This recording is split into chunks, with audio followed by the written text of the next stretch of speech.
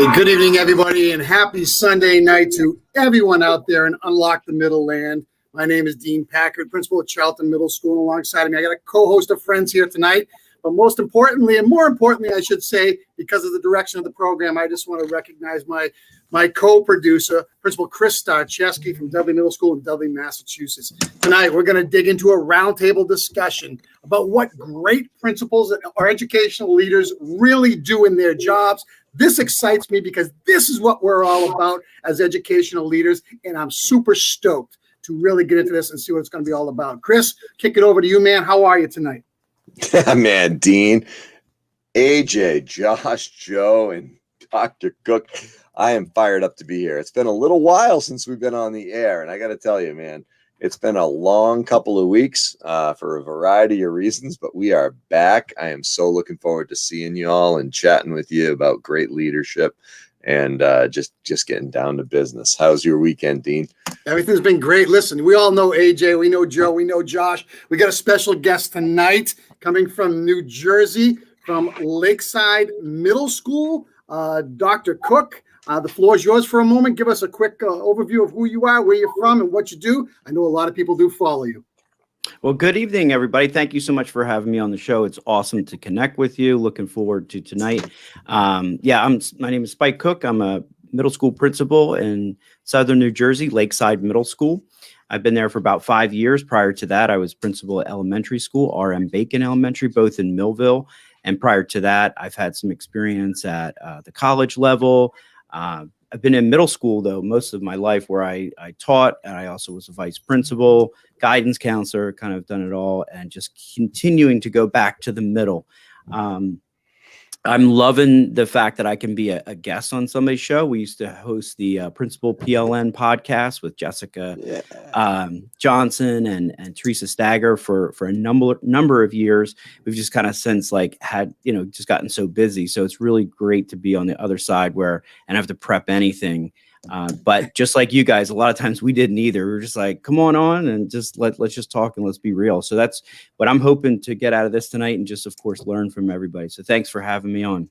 Well, you got it, man. Pleasure, man. It's a pleasure to have you here. And you forgot you're also an author of 2 books, and we'll get into that later on because that's one step above, something I've ever done, and a lot of other principals. So we'll definitely talk about that. So, hey, kick it over to Josh. How are you, Josh? Great to see you, man.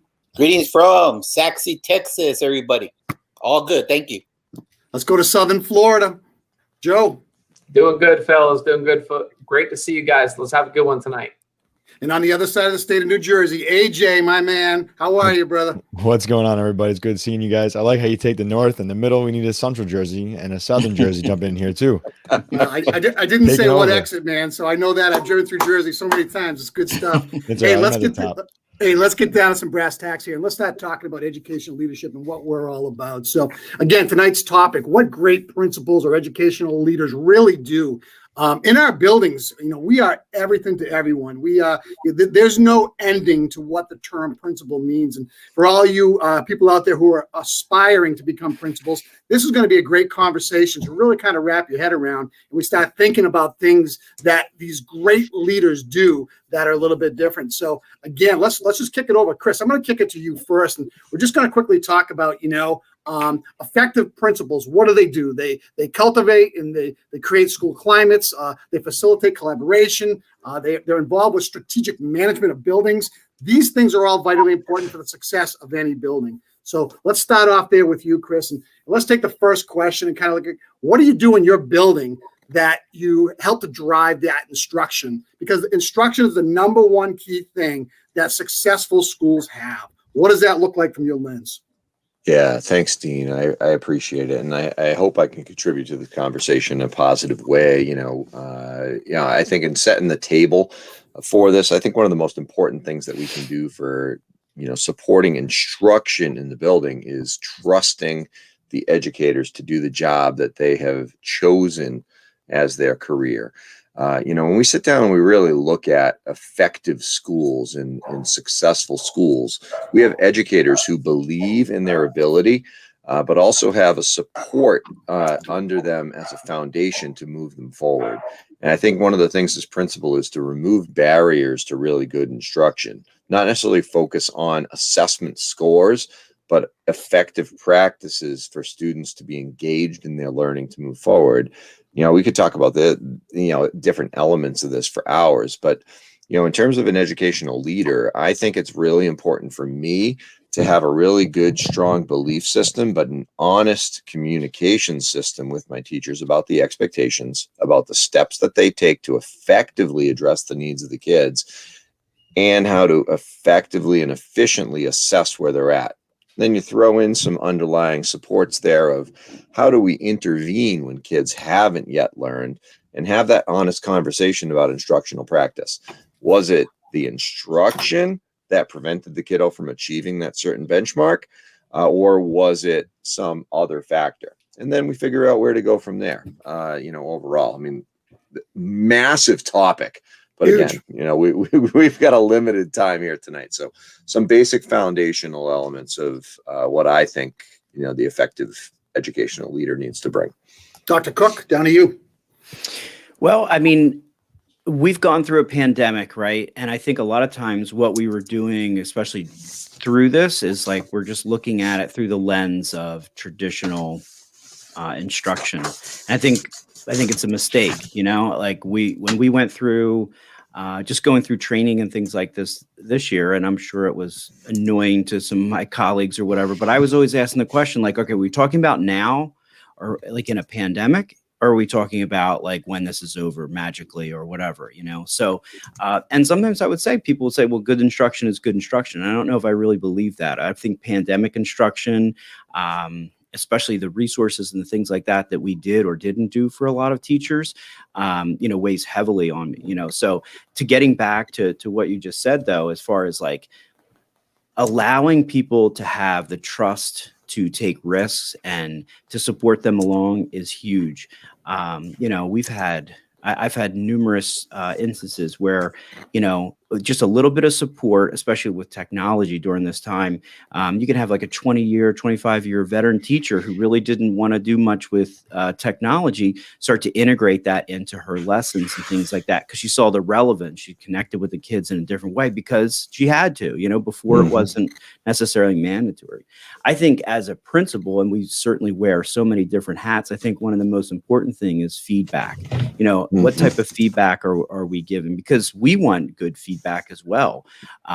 So I think providing that feedback, I know like when I'm doing observations, I really want to capture, what is going on in the classroom to provide that evidence and to provide, areas that, that we can refine and improve on, because I think our best teachers are probably most hard on themselves.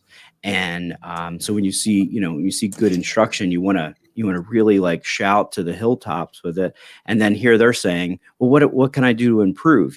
So to be able to find those things to just, take them up to the next level is important. And then also, really supporting those teachers who are struggling, whether it is through the pandemic or just in a class that might be challenging. I know you had mentioned earlier a little bit about management and things like that. That's really important. How can we work as a team, to kind of help support and just provide that environment where we're going to grow. We're going to have a growth mindset. I think that's important. I think that's the role that we play as principals. Obviously, in some districts, you have your instructional supervisors who are, marking the progress of the curriculum, and, but I think as principals, we're trying to build that building unity, to make sure that everybody is successful. I think we underutilize instructional rounds, getting teachers to go and visit each other. I think there's a lot that can be learned from that. And then also, as a big believer, as you guys are, the PLN, to see what awesome things that people are doing in other states, So sometimes teachers don't know what's going on next door, let alone what's going on in Wisconsin or Florida. And I think it's really incumbent upon us to model that as leaders, which I know you all are doing, and then encourage them to do that. That's good stuff. Josh, take it over to you. One of the things that, to piggyback on everyone else's statements, is that you bring in the street cred, as I've always mentioned before, that you have the credibility with your teachers by walking the walk. It's very important for you to go in there knowing the terminology and the jargon. That's fine. Yet they need to make sure that you role model those expectations by making sure that you're visible in the classroom, because that constant visibility and feedback, as was stated, is also required if we want to move on to instructional rounds. Because when you allow people in your classroom, you're really opening up the gates. You're really allowing people to be, vulnerable to other people's perception. And so if you don't have the street credibility to provide a safety comfort zone, then people are not going to allow that to happen. So I agree with everything that was said, but it's, for me, sitting in my chair, is that I need to provide the credibility and consistency of establishing a game plan. And like Todd Whitaker says, it's not about programs, it's about people. Yeah. Yet it's very important that you do have a baseline program for a vision.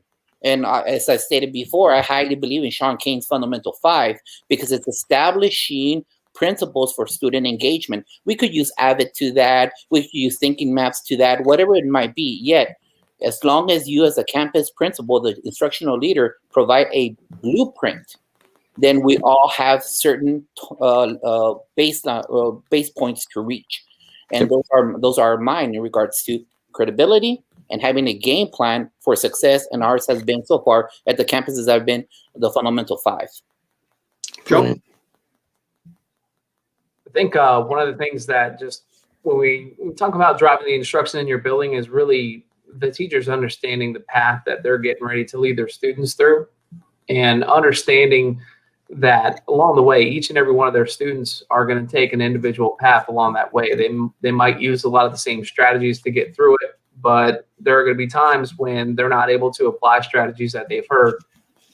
My biggest thing is what do you do when you find out what they don't know? Do you ignore the problem and just pull them back for a quick second to give them the answer and say, I thought you knew that, and walk away to make yourself feel better? Because we don't want to open up a closet that we know is going to empty out a lot of problems and find a lot of cheese holes. So being honest with ourselves to know, hey, if we got to dig in and really sit down and redo that instruction with them, then go for it. And, dare to say it, guys, we're at middle school, but that kidney table in the room, that isn't supposed to be storage. That's called small group instruction, and it isn't round robin. That's where we sit down and we have honest conversations with our kids, and we find out just how much work we need to do together to get them where they need to be. And to be honest with you, small group instruction isn't a rotation that you do just because it makes you feel better inside. You do it when the need is there, and it also builds up that confidence with the kids. And I think that's something, just being honest with ourselves, that if you want to ignore the work, it's going to add up. And just take it head on for what it is, and let's get these kids through it. AJ. Yeah, for me, instruction is huge. Like I kind of base myself on my instructional leadership. That's where I want to be. Professional development is my number one thing. It's something I worked on. It's something I worked towards. Something I always tried to bring to my staff when I was teaching, and now I'm trying to bring to the staff that I'm, helping to lead. I feel like, we're blessed to have an instructional coach in our building. So I work closely with her, and we have some goals going forward as to what we're going to do in our school, because we know what the instruction is. And there's a lot of buzzwords out there with student choice and blended learning and station rotation and student centered. Those are all buzzwords. It's how we do it and how we put it forward. So I think through professional development and really pushing the envelope as to how a classroom should look at a middle school level, I think that's where we're going to make the change. And I think we have to do it together. We can't have somebody in the classroom doing one thing and then somebody else just lecturing and doing PowerPoints and giving tests at the end of the week. We all have to be on the same page. So for me, it's going to be about getting into classrooms, getting into team meetings and grade level meetings, and discussing the goals and the vision to make sure that everybody is working towards something and not doing it just to be the standout for that grade level. So for me, I'm definitely all in on instruction. I know that's my big push for next year, and I'm planning out things that we could do to get to those instructional rounds and those, open classrooms or pineapple charts or whatever you want to call them, because those are important, because we have to let our teachers see what's going on. We can talk about anything with PLNs and PLCs outside of our building, but sometimes the greatest PD and the greatest PLN is the person down the hallway that you don't know what you're doing. So I'm looking forward to really working together with the staff and the instructional coach to really offer some meaningful PD that pushes the instruction to the next level. I absolutely love that. And Chris and I are in a unique situation where we're a regional school district. So we want to really peel back instruction. We have to look at making sure that we are aligned with scope and sequence and standard and what we believe to be taught. And I think that comes a lot with pre-planning and really coming together ahead of time. A look at the standards set forth by the state and ensuring that the maps are set right out of the gate so they know exactly what they're going to be teaching teachers. And it becomes more difficult when you have a regional school district, when you have two different schools trying to ensure that they're aligned together. Chris, he and I have done a really good job of cultivating a team approach as its grade level horizontally across the district, which really bodes well for that beginning platform for growth overall for any type of regional school district. But the reason why I'm saying that is the fact that if you don't have a clear-cut basis of what's going to be taught inside your buildings, you can't go anywhere from there. Yep. Okay, because it becomes arbitrary on what individuals feel are important for power standards. So again, align with the state on what you need to do, and then roll up your sleeves and begin to look at multiple layers and multiple approaches to what learning looks like. That's really exciting. And you kind of set those seeds and get out of the way and let the teachers teach, because that's what they're hired to do. You don't want to get into the weeds and micromanage what's going on, because that takes away from autonomy and creativity for any type of educator. So again, when I start thinking about that, I get excited because we're blessed. I'm sure in all of our buildings we're blessed. We have really good educators that can take it and run and make something of it. So really good stuff. Let's go on to the second part of this, and let's just say, what strategies do we like to use in our schools to create that productive and growth mindset when it comes to that school climate, and more importantly, to facilitate collaboration? Josh, you do this really, really well. I'm going to let you start off with that, because I don't think there's a second you go without saying something positive about your staff or your learning community. And like I said before, I can't keep up with you, man. So you plant that seed every day. I just think that it's about, I'm beholden to the culture of the campus. It starts and it ends with the principal, nonstop. And it's about having those rituals and routines that, regardless, once you start something, you can't stop it. Because then, again, it goes back to what my mom taught me. You know, I remember I told you a couple of weeks ago, my mom was at Vanguard, was the ankle biter. And she's like, they do that only once. Why do they even play with us? So I remembered that. I learned from my mom. She said, no, you know what? If you start something, you got to keep on doing it. So don't start something you cannot finish till the end of the school year. So it's just one of those things about always acknowledging the success of a campus. And you know what? Some kids, whatever the success is to them, we need to acknowledge it. For our team members, we need to acknowledge it and make a big celebration, especially during this time, as it was mentioned. It's about patterns of behavior, and also because if I need to, again, go back to question number one, street cred. If I ask that of our team members to do for our students, I need to role model that expectation too. And that needs to be habitual, nonstop, because then that creates the climate that creates the culture of the campus. So whatever it is, if you've noticed, I'm pretty sure a lot of you have noticed, it's about every day have a specific target of what you're focusing on. And you become it's a habit. You can't let go of it. And always acknowledging the hard work of everybody involved, from the custodian to the cafeteria worker to our central office personnel to our classroom instruction, everybody it is, because you know what it does. It takes a team effort to breed success. Success breeds success, and as long as we acknowledge it, we make it a point, because we chose to lead, and we chose to lead some troubled schools sometimes. And during this time, we need to make sure that we take that bull by the horns and sound the glory, whatever it might be. Mike? Wow, that's a tough one to follow up with. So, are you at an Avid school, you said? I came from an Avid school. Okay. The new campus that I'm at, which is a middle school to high school, we're not that yet. It's a newcomer campus in regards to kids from all over the world arriving there first. So what we're looking is in getting those Avid strategies placed in there.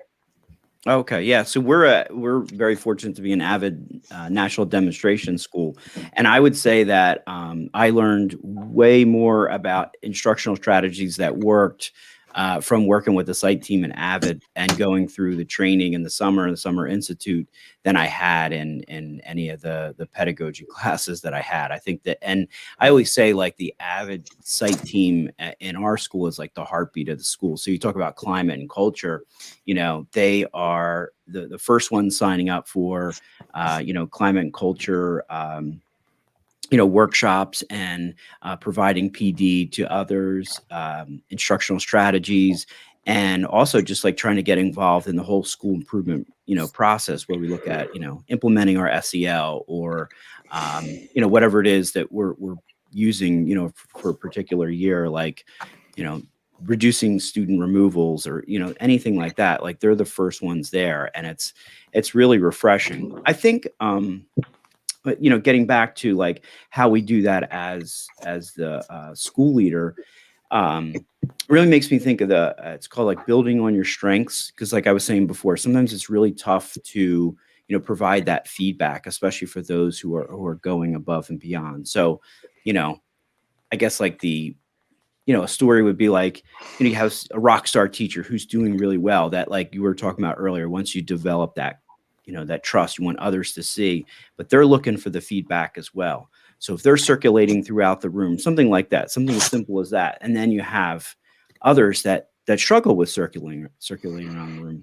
Maybe when they circulate around the room, they weren't checking in with people, or they weren't, asking specific questions or open-ended questions, higher level questions. And you just provide that little bit. So your strength is you're moving around, you're seeing all the kids, but here's something that you can build off of. Yeah. And I heard that from another principal, and it's really helpful. And it's something that I'm going to continue to work on with our administrative team for next year, because just like, I would say before, like when we get feedback, I'm really good at,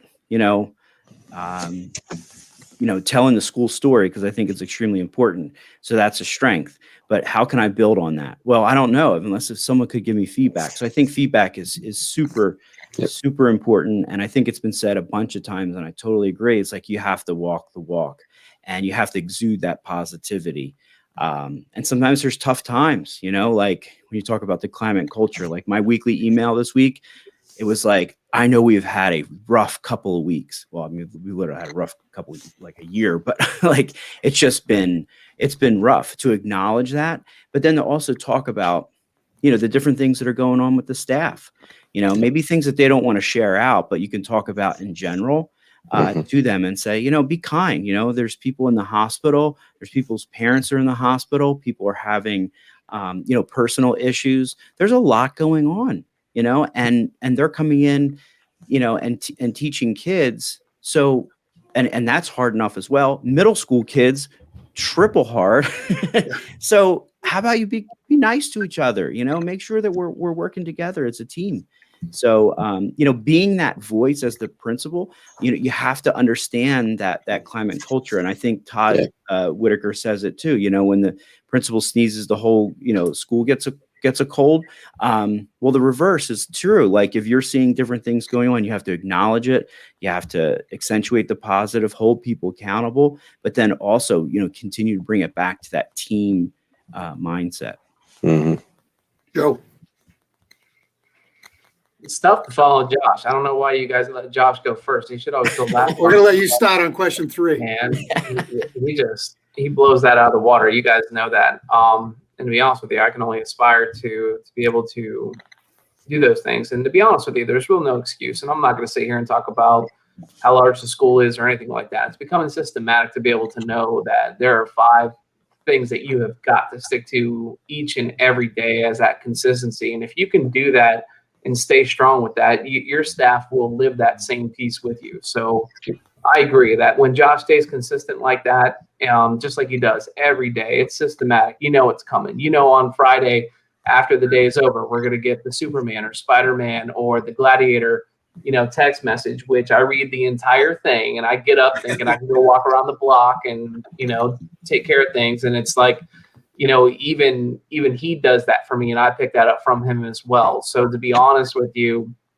just agreeing with the both of you too and what you said, best thing you can do is be available, be in tune with your staff, understand the temperature in the water, and being available and engaging when they need you, and taking on the weight when no one else understands what's going on in someone's life, but being there and being their person who can wink at them and say, you got it. I'm here. It's okay to be weak too. My office is right there. We come in, break a drywall. Don't hit the brick wall, but hit the drywall, and you'll be fine. So I agree, 100%. Be there and be engaged. AJ. I mean, these guys are on fire. Like, you just had me do this like going last is the hardest part in this one. I honestly, Chris is last tonight. Okay, good. So then I'm just gonna say, don't be fake, right? That's my whole thing. Like when I try to be positive, I don't try to be positive because I have to be positive. It's not toxic positivity. It's positive because I love what I do. I love the people that I'm working with. You know, like I said, it's only been a couple of short months now, or 8 months, whatever it is.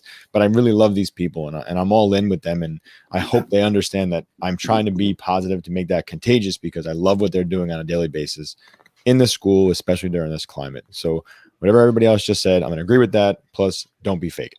And I'm going to build on that, AJ, before I kick it over to Chris. And, I'm going back to, and Spike, you said something about to the fact of, even teachers being kind to teachers, because we're asking that of kids. And it's very easy from an adult standpoint to lose focus of that trickles up. Okay. And it trickles out into the community as well. That as an instructional leader, our job is to ensure that everybody understands what we're looking for when it comes to walking that fairway, to keeping those behaviors in check. I truly believe in celebrating everything that you can possibly celebrate. It gets very routine and mundane every week to say how proud I am of you guys for doing what you're doing. You know what? I think teachers are tired of hearing that. What I think teachers want to hear now is the fact that we'll get to the finish line together. We'll cross together. But they have to, I preach that they try to find something that excites them about what they do each and every day. And to try to help a child that they didn't have a chance to connect with before, to help them access the curriculum and to be successful. This is a year unlike any other year. And we've got a lot of things we what we call do-overs, okay, because it's been so choppy. So at the end of the day, we worry about balancing our inner selves in celebrating, telling the story. Like you said, Spike, you're absolutely correct. You got to tell your story. But being there, having your door open, making sure you're the person that anyone can come to at any time if they need something right now. And that's draining from an instructional leader standpoint. There's no doubt about it. But we can't show that we're drained. We got to maintain that battery and make sure we are supercharged. Chris?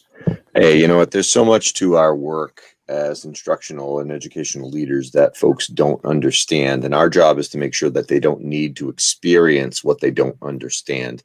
Shining the light on any type of positive engagement, positive progress. Some folks, AJ, you referenced it, toxic positivity. All right, I'll be honest. What the hell is that? You've got to be realistic about identifying successes and accolade when they're achieved, no matter how strong. Dean, a recent guest, talked about shaping and shifting the light. Instead of having the high honors focus, talk about the kid who improved 5 percentile points going from a 65 to a 70. They didn't make honor roll because they were at a 70, but guess what? They improved 5 points in a quarter. That's huge. And focusing the spotlight on those types of things, focusing the spotlight on your educators, making sure that you remind them that you have their backs, but you also are the wind underneath their wings. You are a yes man. You are a why not person. You are able to identify opportunities for them to continue to improve their practice, continue to move forward. And you know what? If their level of comfort is stay status quo right now, that's absolutely fine. And you know why? Because you're really good at what you do and you're really good at what you provide our school. So we acknowledge that, we understand it, and we embrace it. We can certainly move forward with you where you're at. That's about all I've got to add. Again, following Josh and then add Spike and Joe and AJ into the mix and yourself, Dean.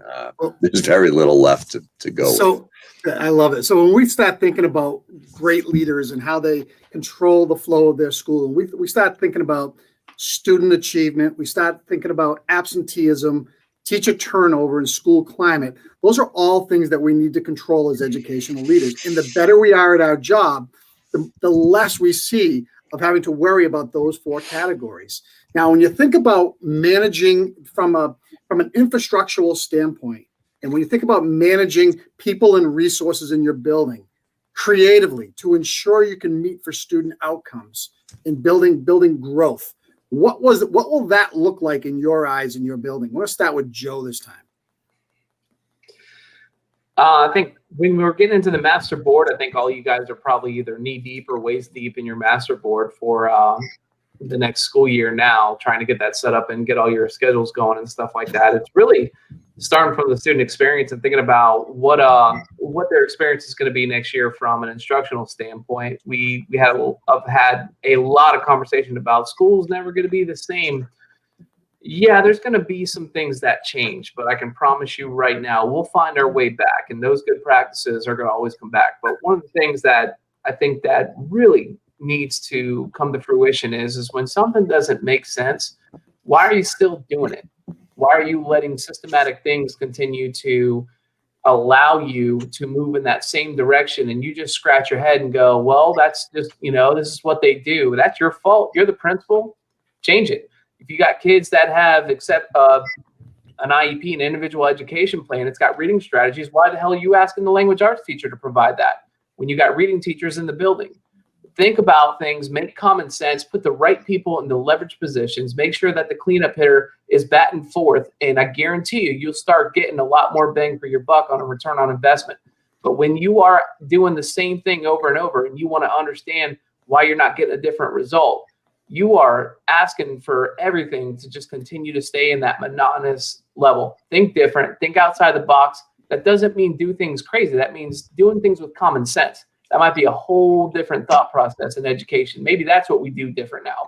Start using common sense a lot more. Boom. Preach. I think you're absolutely right on.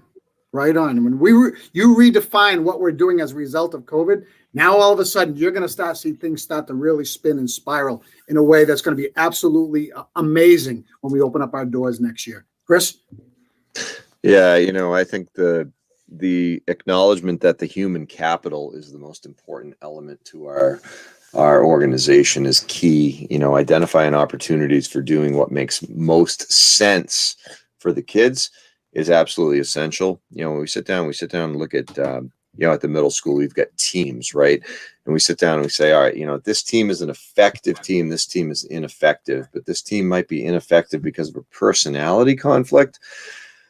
Is that the real reason that we want to make a shift because the adults don't get along? Or is it because this adult's methodology might fit better with these other adults' methodologies and we end up with something that makes sense? Or do we tackle that ineffective experience head on? When I sit down and I think about organizational management, it's the most important piece is how do we create Daniel Pink's idea of that hedgehog concept. How does everybody embrace what is it that we are going to be the best in the world at or the greatest in the area at, and be able to cultivate and continue to move forward with a common mission and common value system. Once we get that defined and once we identify what we are and who we are, then we can sit down and talk about how we do it and how it benefits the kids. Much like what Joe said, though, we got to think, we got to make sure it makes sense, and we really just need to keep on moving forward, not satisfied with status quo if that's not effective enough. AJ. Yeah, it's all for the students, right? We're in it for the kids. And so we keep saying every week, we're in it for the students. And sometimes I really think you got to shake it up. You got to take risks, got to see what works. You got to throw it against the wall and then see if the change works out for the best. Teachers can move around. They're not going to like it, but there's a reason that we're doing it. Whether it's test scores, whether it's relationships, whether it's content area, sometimes you're going to make some moves. And sometimes you're going to have to deal with the pushback that comes. But in the end, it works for the kids. And if the kids are not happy, if they're not finding success, if they're not enjoying their classes, then we got to do something different. I think about it like a batting order. Sometimes even the hottest hitter gets moved around and all of a sudden they're the star. So, I'm thinking about my Yankees right now. Got Stanton moving down to the bottom of the top of the order. All of a sudden, dude's over 300. So, can work in a school too. You find that one that's kind of a glimmer of hope, and then bam, they're on the right team where they're just going to take the next step and be amazing. So if you got to shake it up, take the risk. And if it doesn't work, fix it the next year. Being uncomfortable is the way to grow. Spike? I got to follow that Yankees talk. I mean, come on, guys. Let him. You hit the mute there, right? You did. Yeah, I didn't hear the Yankees. Only Chris heard that. All of a sudden that dropped, right? I was like, it did. What's wrong with my audio now? All right. So somebody said something that kind of made me think, and I'll just try and go into a quick little direction here. So we make decisions all the time, right? As leaders, and we're looking at decisions for next year. And so we're working with a consultant, Steve Bowler, Stand Tall Steve, and he just reviewed some things with us, talking about being lifelong learners and, you know, making sure that we're modeling that. Like, I don't know everything about being a principal. I've been one for 10 years and I'm still ready to learn. So he talked to us the other day about the 5 levels of decision making, right? So level 1, like we make the decision. Level 2, the leader makes a decision with input from just key stakeholders. Level 3, they build consensus with input from a subgroup, but then they have the final say, or we have it. Then your level 4 is the whole group decides, you know, and you know, sort of votes on it. And then level 5 is like, boom, they make the decision. So I think when we look at our transparency, you know, there are some things that we're just going to need to make, right? We're going to go with, you know, buses have to be here by a certain time. We don't really need to have a big discussion about that, right? Or, you know, locker time will be from here to here. But then there's other things that we have to, you know, and so this is something that I'm going to be working on. Train the staff in that so that they know what the decision making is. Okay, we have an interview committee coming up. I'm looking for volunteers. You might put in, you might get picked, you might not. So at least you know. Or I have an idea about something that we might need to do. So we have some extra ESSER money for after school programming. Stop down my office if you want to be part of the discussion on your prep.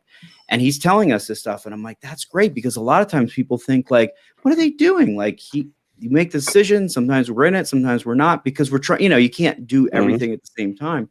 So I'm like, I love this thought. And that's something that I'm going to be working on next year as we like see like what's been working from, you know, this experience.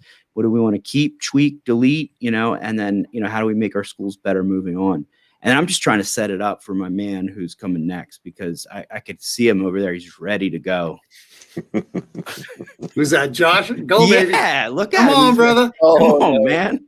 Oh, now all I have to say is this: it's just like everything's been said in my eyes. Just what Jimmy Casa says: we can't be a lid. Yeah. So we're old enough. I think the majority of us here, AJ, you're coming along there, but a lot of us are pretty much old people in this job, and we know who has a personal agenda. Doesn't matter what school we could go to. We already know who's coming in with their agenda, not a kid agenda, but an adult agenda. And if that clashes with a kid agenda or what your vision is for the campus, then we're going to have awkward conversations.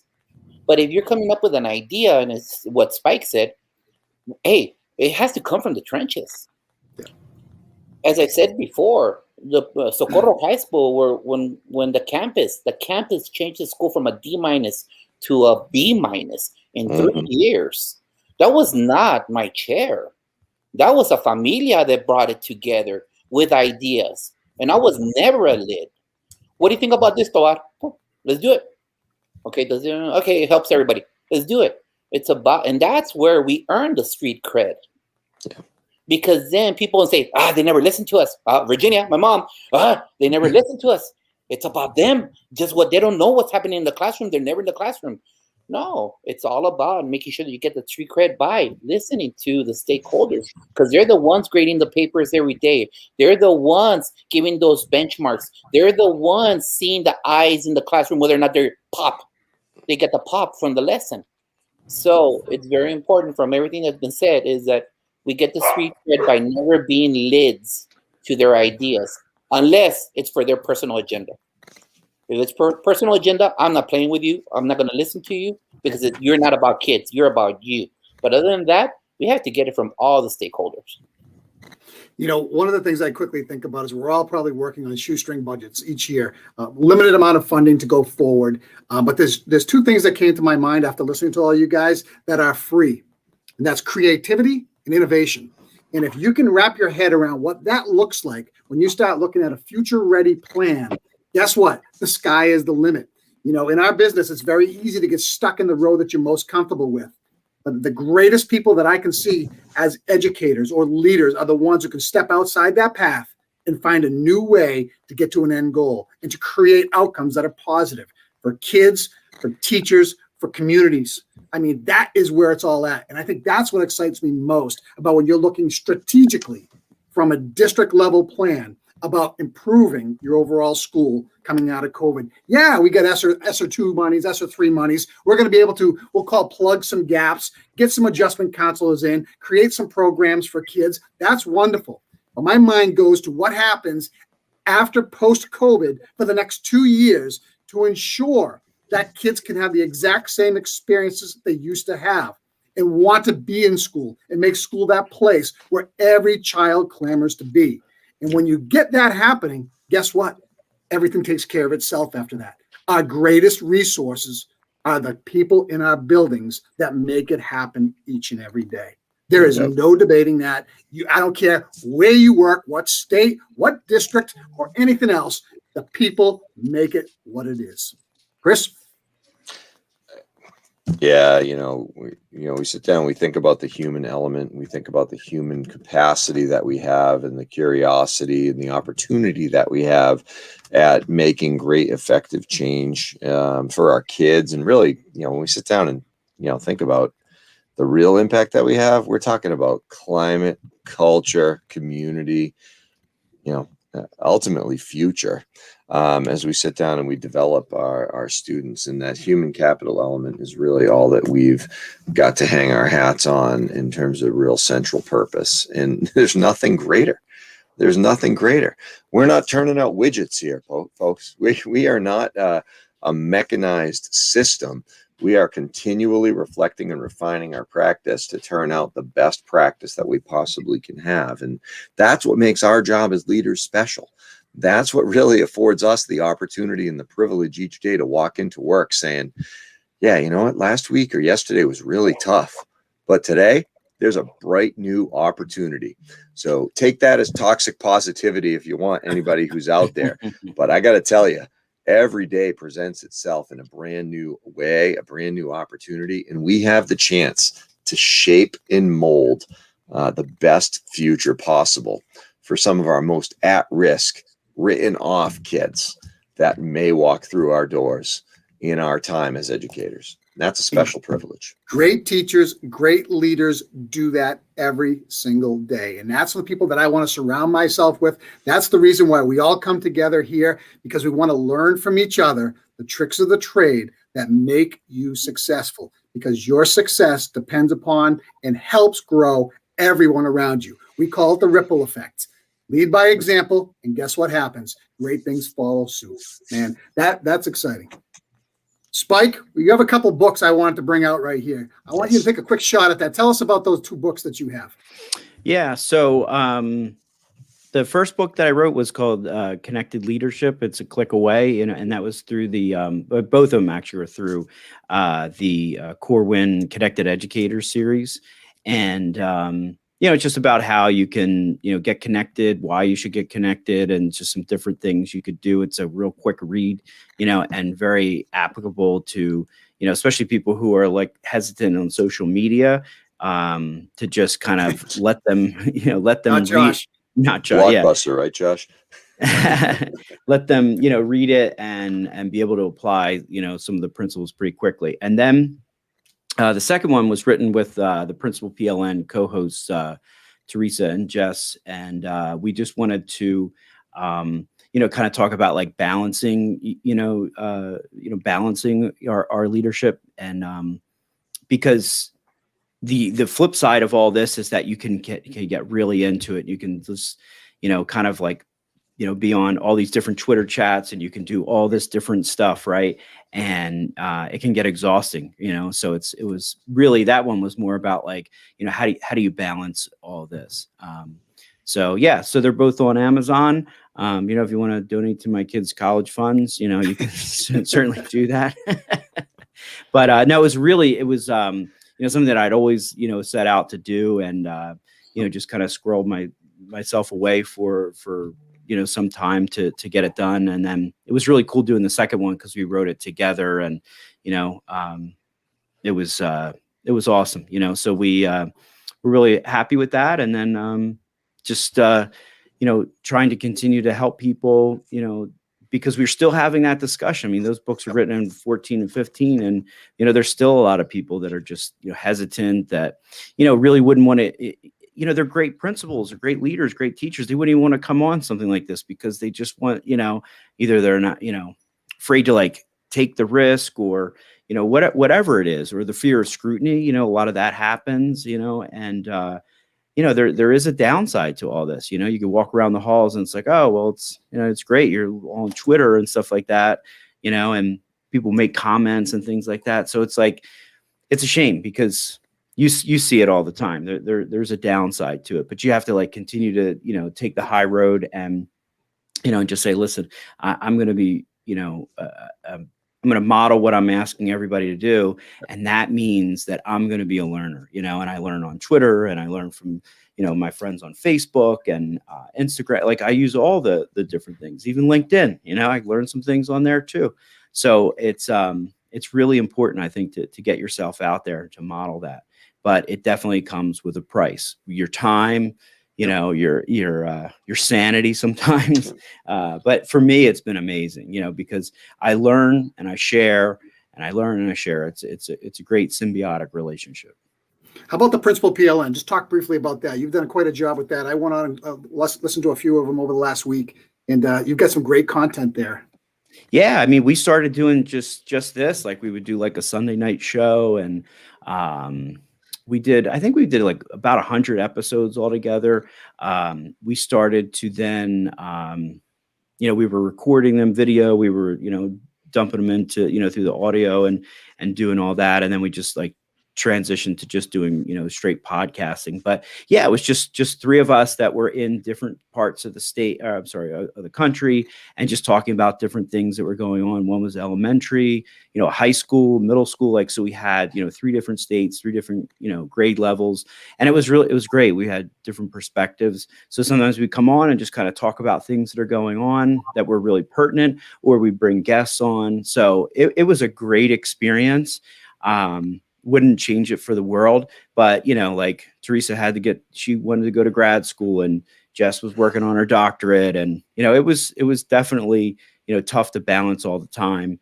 But yeah, it's great. Yeah, if you want, there's a lot of really good episodes on, it's on iTunes and SoundCloud and all that kind of stuff. So if you want to, check out some of those podcasts, I think that there's some really good content that's out there. Good for you, man. You're a pioneer in your field, man. And you were there a few years before we started, but this to me is therapeutic. It's instant PD, and it's instant ability to connect across the country. And you can't beat this platform if you're looking for individual growth. There's no doubt. Absolutely can't. Dean, Josh, Joe, AJ, and Spike, thanks so much for feeding my soul tonight, and anybody else out there who needed it going into a Monday morning. Here in Massachusetts, we're undertaking a second week of the MCAS testing, which is really our standardized assessment process, which takes its toll on educators and students. But the best part about this is, yeah, right, brother. The best part about this is that we are looking to continue to move forward. I tell the kids all the time, show what you know, and let us know that we did our jobs to help prepare you, and let your next year's teachers know. It's not about individual performance. It's never about a test score that defines you. What defines you is the topics that we discussed tonight, how well you enter into the arena of your profession, of your job, how well you come out, and what you know to do next. I wrote down a bunch of ideas on my scrap paper tonight about ideas, thoughts, tips, tidbits, and tricks. That's what this is about, extending our PLN. Dean, Unlock the Middle was founded on the principle of becoming better and focusing on extending and expanding our opportunities and abilities with middle level education. Joe, Josh, AJ, Spike, welcome to the arena. Thanks so much for all your work tonight. Everybody out there in Unlock the Middle land, stay tuned. We'll be back in action very soon. Dean, have a great night. Talk to you all very soon. And everybody, just keep on working hard. Be better.